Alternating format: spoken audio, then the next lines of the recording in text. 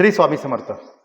खरं तर श्री स्वामी समर्थ आध्यात्मिक केंद्र दिंडोरी प्रणीत जे आहे याचे खऱ्या अर्थानं कराड तालुक्यात गेल्या 12 ते 13 वर्षापासून अत्यंत निस्सीमपणे स्वामी समर्थांची सेवा करणारे आणि केंद्रासाठी खूप मोठं योगदान देणारे गलांडे काका माझ्यासोबत आहेत. गलांडे काकांच्या बद्दल तुम्ही जर म्हणाल तर अत्यंत प्रामाणिकपणे आणि कुणाच्याही म्हणजे कुठलाही अपेक्षा न करता ही सेवा त्यांनी गेल्या अनेक वर्ष चालवली आहे. काका नमस्कार. नमस्कार. खरं तर आध्यात्मिकमधली ही मुलाखत आहे. तुमचं अनेक वर्ष आम्ही नाव ऐकून होतो. सध्या कोणती सेवा सुरू आहेत स्वामी समर्थांच्या माध्यमातून? आता सध्या म्हणजे आता आपल्या भागामध्ये स्वामी समर्थ केंद्र भरपूर आहेत. त्यापैकी दोंडवडी दरबार हा ग्रामीण भागामधला बऱ्यापैकी पहिला दरबार आहे. म्हणजे आपल्या जिल्ह्यातला ग्रामीण भागामध्ये एवढ्या संख्येत असणारा पहिला दरबार. आणि दुसरी गोष्ट सेवा म्हणण्यापेक्षा ग्रामाभियान की गावागावात जाऊन अध्यात्मावर मार्गदर्शन करायचं, गावातल्या प्रत्येक व्यक्तीला अध्यात्माचं महत्त्व सांगायचं, दिंडोरीपर्यंत मार्गामध्ये जे सेवा राबवल्या जातात त्याची माहिती सांगायची आणि अंधश्रद्धेच्या नादी न लागता थोडंसं अध्यात्म कशा पद्धतीने करायचं हे सांगण्याचं काम आम्ही प्रत्येक गावोगावी करत असतो. काका गेले अनेक वर्ष म्हणजे मी 12-13 वर्ष मी सुद्धा स्वामी भक्त आहे. गेले अनेक वर्ष मी तुमचं नाव ऐकून होतो. बरोबर. सुरुवात का करायला वाटली की स्वामींची सेवा साधारणतः झाली पाहिजे आपल्या कराड तालुक्यात किंवा जिल्ह्यात? नाही, स्वामींची सेवा बऱ्यापैकी पहिल्यापासून चालू आहे, पण जास्त केंद्र नव्हते. आता सुरुवात का करावी म्हणजे माणूस प्रसंग आल्यानंतरच देवाकडे जातो, नाही का? बरोबर. बऱ्यापैकी माणसाला ज्यावेळेस कुठं सगळीकडे फिरून ज्यावेळेस कुठं यश येत नाही त्यावेळेस माणूस प्रत्येक देव बघत असतो. ह्या देवाकडे रिझल्ट येतोय का, ते देव पावतोय का, ह्या घटना करत असतानाच बऱ्यापैकी हे देवाकडे माणूस वळतो. आणि अशा परिस्थितीत वळलो की त्यावेळेस माझी परिस्थिती फार भयानक होती. आणि भयानक असताना व्यसनाच्या आहारीसुद्धा मी गेलो होतो. कर्जबाजारीपणा फार आला होता. आणि अशा परिस्थितीमध्ये आम्हाला एक मित्रानं सांगितलं की बाबा असं स्वामींच्या सेवेत जावा. स्वामींच्या सेवेत गेल्यानंतर निश्चित तुम्हाला कुठं नाही कुठं तरी त्याचा लाभ होईल. आणि आत्तापर्यंत तुम्ही देवदेव केलं पण त्या अंधश्रद्धेच्या मार्गाने केलं. एक चांगल्या पद्धतीनं जर आपल्याला देवाचा रिझल्ट पाहिजे असेल तर स्वामी समर्थांच्या चरणाशी जावा, निश्चित तुम्हाला रिझल्ट मिळेल. काका गुरुमौलींचे आणि तुमचे कधी संपर्क आला आणि कशा सुरुवातीच्या काळात म्हणतो मी? ज्यावेळेस दिंडोरीपर्यंत म्हणजे ज्यावेळेस स्वामींच्या मार्गात गेलो तर त्यावेळेस पहिल्यांदा मी अक्कलकोटला गेलो आणि अक्कलकोटचं दर्शन घेऊन आल्यानंतर महाराजांना सांगितलं की माझं अध्यात्मातलं शेवटची पायरी असणार आहे की मी इथून पुढं पाठीमागं अध्यात्म किंवा देवदेव भरपूर केलंय आणि आता मी हे शेवटचं तुमची फक्त सेवा करणार आहे. आणि तिथून आल्यानंतर अक्कलकोटमध्ये विनंती केली आणि नंतर मला दिंडोरी मार्गातली आरती करण्याचा लाभ मिळाला. राम मंदिर कराडमध्ये, त्या राम मंदिरात आरती करायला पहिल्यांदा गेलो आणि तिथून पुढं परत मग सेवेकरांच्या इथून परत म्हटले दिंडोरीला जाऊया. मग दिंडोरीला गेलो. दिंडोरीला गेल्यानंतर माऊलींना माझी घटना सांगितली की बाबा 1.25 कोटीला बुडलेला माणूस, 70-80 गाया होता, गोठा होता, दूध डेअरी होती आणि एक 1.25 कोटी कर्ज झालंय, तर ह्यातून मला थोडंसं मार्ग दाखवा. त्यावेळेस गुरुपुत्र दादासाहेब, आबासाहेब, नितीनभाऊ ह्या सर्व गुरुपुत्रांचा सहवास लाभला आणि गुरुमाऊलींनी काही सेवा दिल्या की जर तुमच्या आयुष्यामध्ये जर तुम्हाला ह्यातून बाहेर पडायचं असेल तर तुम्ही गावागावात जाऊन ग्रामाभियान करण्याची सेवा करा. आणि ती सेवा अशा पद्धतीने की ती सेवा केल्यामुळं म्हणजे गावागावात ज्यावेळेस अध्यात्म रुजवायचं काम करतो त्यावेळेस माणसं सेवेला लागतील आणि माणसांच्या मध्ये स्वामी समर्थांचा खरा मार्ग काय आहे हे सांगण्याचं काम त्यांनी माझ्याकडे दिलं. आणि त्यावेळेस गुरुपुत्र दादासाहेब यांनी सुद्धा फार मोठं मला सहकार्य केलं आणि तिने सांगितलं की गलांडे काका तुम्ही आता सगळीकडे जावा, वास्तुपरीक्षण असं काय काय तिने बरेचशाच मला सेवा दिल्या. आणि त्या सेवेच्या माध्यमातून एक मला दिंडोरीपर्यंत मार्गानं खरं मला दिशा देण्याचं काम केलं. आणि तिथून पुढं मी एक संकल्प केला की काय नाही आपण गावागावात जाऊन सातारा, सांगली, कोल्हापूर 3 जिल्ह्यात अगदी भरपूर प्रमाणात ग्रामाभियान केलं. आणि त्या ग्रामाभियानाच्या माध्यमातून एक असं चांगला प्रत्यय आला की खरोखर देवाची सेवा एखाद्या माणसाला जर आपण समजून सांगितली तर त्याचा रिझल्ट काय असतो हे कदाचित म्हणजे मला फार त्याचा अनुभव जास्त आला. काका खरं तर आत्ता अनेक प्रकरण आपण बघतो की लोक अंधश्रद्धेला बळी पडतात. हो हो.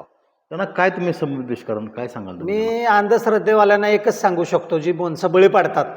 ज्यावेळेस मी प्रसंगानं हैराण झालो आणि माझ्यावर प्रसंग आला त्यावेळेस अक्षरशः एक दूध डेअरी किंवा माझा सगळा व्यवसाय असताना पाहुणं पै सगळं गोतावळं माझ्याबरोबर भरपूर प्रमाणात होतं. म्हणजे मी कुणाला नावं नाही ठेवणार का तर माझ्या नशिबाचा भोग असेल, पण सगळं देवदेव करत असताना प्रसंग आल्यानंतर माणूस म्हणतो ना, आमच्यात सगळी वारकरी संप्रदायामधली माणसं आहेत. आणि हे चालू असताना मला सांगण्यात आलं की काय नाही, चला तुम्हाला ह्या देवाला नेऊया, की तिथे गेलं की गुण येतो. मग ते सांगायचे बोकड कापा, कोंबडे कापा, हे थोडंसं राहतच ना, आपण काय नावं नाही ठेवायचं. एवढं सगळं चालू असताना ज्यावेळेस त्यांना सांगितलं, मला सांगितलं गेलं की बाबा की तुम्ही असं असं करा. मग मी त्या देवाला गेलो, ह्या देवाला गेलो, पण तिथं 10,000, 5,000, 20,000, काय काय ठिकाणी तर 50,000 दिले. का दिले तर फक्त मला माझ्या कष्ट करतोय त्या कष्टाला यश यावं एवढं प्रत्येक देवापाशी जाऊन मी बोलायचो. आणि मग त्यावेळेस राग आला की बाबा ही जाऊन खरोखर पैसे लुबाडणं हा एक अध्यात्मातला व्यवसाय झाला आहे. अध्यात्माचं बाजारीकरण केलं माणसाने आणि अध्यात्माच्या नावाखाली पैसे मिळवण्याचा व्यवसाय चालू झाला आहे. की बाबा कोण आलं गरीब आहे, एक तर त्यानं अगोदर व्याजानं पैसे काढायचं, कर्ज काढायचं आणि परत त्यानं देवाकडे जायचं. आणि ते माणूससुद्धा त्याला सुट्टी देत नाही. तो लगेच म्हणतो की 10-20,000 रुपये खर्च करा, तुम्हाला निश्चित रिझल्ट येईल. अशा पद्धतीनं ही जे काय अनुभव प्रॅक्टिकली घेतलेत, एखाद्याचं बघण्यापेक्षा प्रॅक्टिकली जे अनुभव असतात की बाबा कसा लोबाडला जातो एखाद्या प्रसंगात आलेल्या माणसाला, हा अनुभव माझ्यासाठी फार महत्त्वाचा आहे. काका, धोंडेवाडीमध्ये आम्ही प्रवेश करताना अत्यंत शांत ठिकाण आणि भव्य दिव्य, हे संकल्पना कशी सुटली की एका गावामध्ये हे एवढं मोठं केंद्र उभं करणं आणि ते चालवणं आणि त्याला लोकांनी इतकं आध्यात्मिकमध्ये येणं कधी सुरू झालं हे? नाही, आता कसं होतंय हेच की, म्हणजे ज्यावेळेस अध्यात्मात गेल्यानंतर अगदी 3 जिल्ह्यात एक 436 गावात ग्रामाभियान करण्याचा म्हणजे आपल्याला संधी मिळाली नाही का. आणि इथं केंद्र काढण्याचा उद्देश एकच की आपण ज्यावेळेस मी संकल्पना केली आणि एक संकल्प केला, म्हणजे फार मोठ्या प्रसंगात होतो आणि त्यावेळेस महाराजांना एक संकल्प केला की महाराज, जर मला या प्रसंगातून तुम्ही बाहेर काढलं तर मी मरेपर्यंत पायात चप्पल घालणार नाही आणि मरेपर्यंत मी अध्यात्मातला पैसा खाणार नाही आणि लोकांच्यापर्यंत जास्तीत जास्त एक सेवा रुजवण्याचं काम करेन. आणि धोंडेवाडी गावामध्ये दरबार काढण्याचा उद्देश एकच की सगळीकडे फिरल्यानंतर बऱ्यापैकी सगळे दरबार ह्या सातारा जिल्ह्यात म्हणजे कराड तालुक्यातले जेवढे दरबार निघालेत, म्हणजे मला नाव घ्यायचं नाही, पण तेवढे सगळे दरबाराचे फाउंडेशन मेंबर म्हणजे आपल्याला स्वामींनी कारणीभूत ठरवलं. आणि त्याच्यानंतर धोंडेवाडीसारख्या या ग्रामीणमध्ये बऱ्यापैकी आमच्या गावाचं नाव एक जणांनी सांगितलं की तुम्ही इथं दरबार काढू नका, धोंडेवाडीवर लय किसीन लय भानगडी वाईट आहेत. पण शेवटी कसं असतं, गाव म्हणजे आपलं घर असतं आणि शेवटी भारत माझा देश आहे नाही का, सारे भारतीय माझे बांधव आहेत. ह्या उक्तीप्रमाणे काय नाही, आपल्या धोंडेवाडी गावातच दरबार काढायचा. बरोबर. काही लोकांनी मला सांगितले की सिटीमध्ये काढा, धोंडेवाडीत एवढ्या ग्रामीणमध्ये एवढी माणसं येणार नाहीत, पण धोंडेवाडीतच तो दरबार काढण्याचा संकल्प केला. आणि आज इथं एवढ्या चांगल्या सेवा राबवल्या जातात, आमुषा, पौर्णिमा, एकादशीला भागवत पारायण, अशा पद्धतीनं सेवा राबवल्या जातात की इथं विनामूल्य सेवा राबवल्या जातात. ह्या गेटच्या आत आल्यानंतर कोणालाही रुपये मागितला जात नाही की तुम्ही पैसे द्या मगची सेवा, असं अजिबात घेतलं जात नाही. काका, आता गुरुचरित्र पारायणचं काय ते 16 काहीतरी होतं, काय नक्की होतं काय? आता गुरुचरित्र म्हणजे कसं असतंय, दत्त जयंती आणि स्वामी पुण्यतिथी असे 2 गुरुचरित्र सप्ताह असतात. दिंडोरीपर्यंत मार्गातून जे जे केंद्र आहेत ते माझ्या माहितीप्रमाणे देशात, महाराष्ट्रात आत्ता गुरुचरित्र सप्ताह चालू होतोय 9 तारखेपासून. तर आपल्या धोंडेवाडीमध्येच काय तर सगळीकडे गुरुचरित्र सप्ताह केला जातो. आणि हा गुरुचरित्र सप्ताह फार महत्त्वाचा आहे की ज्यानं गुरु नाही केला त्याचा जन्म वाया गेला. तर गुरुचरित्र का वाचायचं, तर गुरु केल्यानंतर काय फायदा होतो. दत्त महाराजांनी, स्वामी समर्थ महाराजांनी ह्या मार्गाची उत्पत्ती कशा पद्धतीनं झाली, मोरेदादाने आणि गुरुमाऊलींनी हे गुरुचरित्र पारायण महिलांना वाचण्याची परवानगी नव्हती, तर त्यांनी त्यातले काय थोडेसे काय भाग वगळून हे गुरुचरित्र महिलांना वाचण्यासाठी उपलब्ध केलं. आणि आजच्या परिस्थितीला गुरुचरित्र देशामध्ये 90% महिला वाचायची संधी ही आपल्या ह्या मार्गानं दिल्या उपलब्ध करून.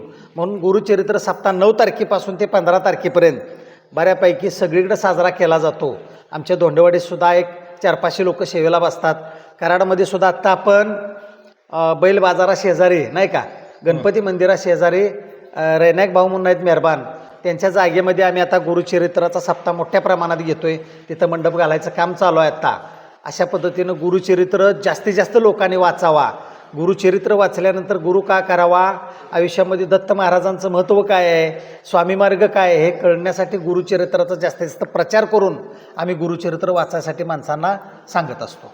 काका एक प्रकर्षण झालं होतं गेल्या 10 वर्षापासून तरुण मुलं मुली खूप या आध्यात्मिक या क्षेत्राकडं म्हणजे विशेषतः स्वामी समर्थ सेवेकडं वळताना दिसत आहेत. तर फरक कसा जाणवतोय म्हणजे त्या नाही आता काय झालं आहे, तसं ह्या मार्गानं एक चांगला उपकार केला आहे. गर्भसंस्कार, बालसंस्कार, अन्नसंस्कार हे जे काही संस्कार विभाग चालू केलेत आणि राहिली गोष्ट प्रत्येक शाळेमध्ये सुद्धा आम्ही जाऊन सांगितलं आहे की मुलांच्या बालसंस्कार केल्यानंतर काय घडतं. तर अशा पद्धतीनं तरुण वर्ग ह्यात जास्त आहे. बरोबर, मुलं मुली असली तरी का नाही, भरपूर सेवेकरी ह्या तरुण पिढी जास्त आहे ह्याच्यात. आणि तरुण पिढीला मार्गदर्शन करण्यासाठी आज दिडोरपर्यंत मार्गातनं फार सहभाग घेतला नाही का. तर तिथं युवा वर्ग प्रशिक्षण दिलं जातं, युवा वर्गांना मार्गदर्शन केलं जातं. कॉलेजमध्ये हायस्कूलमध्ये आता आम्ही सुद्धा काय काय शाळेतनं जाऊन सांगत असतो की बाबा तुम्ही हे मार्गदर्शन किंवा मुलांना कशा पद्धतीनं आपण सांगायचं. अध्यात्म म्हणजे अध्यात्म प्लस विज्ञानाची सांगड गाठलेलं हे अध्यात्म आहे, लक्षात घ्या. आज स्वामी समर्थांचं महत्त्व फार मोठं आहे आणि स्वामी समर्थांच्या सेवेत आलेला माणूस निश्चितच त्याच्यात बदल घडतो, एवढं आम्ही प्रत्यक्ष बघितलेलं आहे. काका तुमच्या ह्या सेवेबरोबर आणखी कोणते कोणते उपक्रम सुरू आहेत तुमच्या या धोंडेवाडीच्या केंद्राच्या आत्ता धोंडेवाडीच्या माध्यमातून एक पश्चिम महाराष्ट्रात 2-3 जिल्ह्यामध्ये आम्ही काम करतो, सातारा, सांगली, कोल्हापूर. तर ह्याच्यातून आम्ही उपक्रम काय राबवतो, ज्या ज्या ठिकाणी जागृत देवस्थान आहेत त्या त्या ठिकाणी सेवा घ्यायच्या. सेवा म्हणजे काय, तर त्या देवस्थानं जागृत करण्याचं काम आपल्या गुरुमाऊलीने आम्हाला सांगितलं की जर आपला कुळस्वामी असेल किंवा गावातली ग्रामदैवते असतील तर त्या देवांच्या पाशी जाऊन जर तुम्ही काही ठराविक सेवा राबवल्या तर ती देवस्थानं ऊर्जित केली जातात. म्हणजे आपण काय करतो, देवाला सतत मागत राहतो, पण आपल्याला देव आपल्यासाठीच आहे, पण देव ऊर्जित करण्यासाठी जसं ऋषीमुनींनी यज्ञ होम करून, यज्ञ म्हणजे एक देवांचं मुख आहे, देवांना जसं आपण एक अन्न देतो नाही का, तसं यज्ञाद्वारे तीर्थक्षेत्रावर जाऊन सेवा करण्याची संधी म्हणून आपण धोंडेवाडी दरबाराअंतर्गत किंवा आमचं कारवा नाकेवाईक केंद्र आहे नाही का, आमचे राहुल काका, आनंद काका पण तिथं आहे. तर असं आमची एक टीम आहे, आम्ही आता सगळ्यांची नावं नाही घेऊ शकत, पण असं सगळ्यांनी मिळून आम्ही एक असं ठरवलं की बाबा काय नाही, ह्या आपल्या दरबारामार्फत किंवा ह्या केंद्र पश्चिम महाराष्ट्र ग्रामाबँक टीम म्हणून एक आहे आमची, की त्या टीममार्फत आम्ही 3 जिल्ह्यामध्ये हे आम्ही प्रत्येक देवस्थानावर जाऊन सेवा राबवण्याचं आम्ही काम करतो. आता 30 तारखेला उद्या सांगली जिल्ह्यात खोची म्हणून गाव आहे नाही का, त्या ठिकाणी सुद्धा आमची सेवा आहे. आता कारवे कोरेगावला सेवा झाली परवा, परत रेवणनाथाला पुढच्या एप्रिलमध्ये 26 तारखेला रेवणनाथावर 1 दिवसाचं नवनाथ पारायण आहे. म्हणजे असे आम्ही सेवा आपलं राबवतात, त्या पण विनामूल्य राबवतो. कुठल्याही माणसाकडे त्या सेवेला आल्यानंतर फी घेतली जात नाही, हे महत्त्वाचं आहे. काका शेवटचा प्रश्न, आता हा जी मुलाखत आहे महाराष्ट्रातील सगळी लोक बघतायत, स्वामी भक्तामध्ये येणाऱ्यासाठी काय तुम्ही आव्हान काय कराल विशेषतः? नाही, मी एकच आव्हान करतो की आज आपण देवाला प्रार्थना करतो, सद्गुरू आता हात जोडितो अंत नको पाहू. परमेश्वराला आपण कळकळून विनंती करतो की आता देवा अंत बघू नको, मला परिस्थिती दाखव. तर आपण प्रामाणिकपणे सेवा केली पाहिजे आणि परमेश्वर द्यायलाच बसलेला आहे, पण ढोंगी पद्धतीनं सेवा न व्हावी हे माझं जाहीर आव्हान आहे. की देवाची सेवा करत असताना पहिला नेम पाळा की आईवडील, मातृपितृ देवो भव. आज पहिल्यांदा जर आईवडिलांची सेवा जमत नसेल तर कदाचित कुठल्याही माणसानं देवाची सेवा करू नये. दुसरी गोष्ट, देवाचं नाव घेऊन अध्यात्मात जे पैसे उकळले जातात किंवा देवाच्या नावाखाली जे बाजारीकरण केलं जातं, गोड बोलणं, गोड दिसणं किंवा चांगलं वागणं, माणसांच्यात जाणं, हे थोडंसं आता आपण पेपरला बघतो, टी व्हीला बघतो, भयानक परिस्थिती झाल्या. तर ह्यातून सगळ्या माणसांनी सावध भूमिका घ्यावी की अंधश्रद्धेच्या मागं न लागता आज आम्ही पत्रिकाशास्त्र, हस्तशास्त्र, न्यूमरोलॉजी माझा मुलगा झालेला आहे नाही का, असा सगळा अभ्यास असून सुद्धा आज केंद्रामध्ये आल्यानंतर कुठल्याही माणसाकडे आम्ही रुपया घेत नाही. बरोबर. तर समाजापर्यंत एवढंच माझं म्हणणं आहे की 1ही रुपया न देता आम्ही जास्तीत जास्त सेवा राबवण्याचा प्रयत्न करतो आणि समाजानं सुद्धा अंधश्रद्धेला बळी न पडता परमेश्वराची सेवा, माणसातला देव बघून माणसाला मदत करण्याचा प्रयत्न करावा, असं नक्कीच मी सांगेन.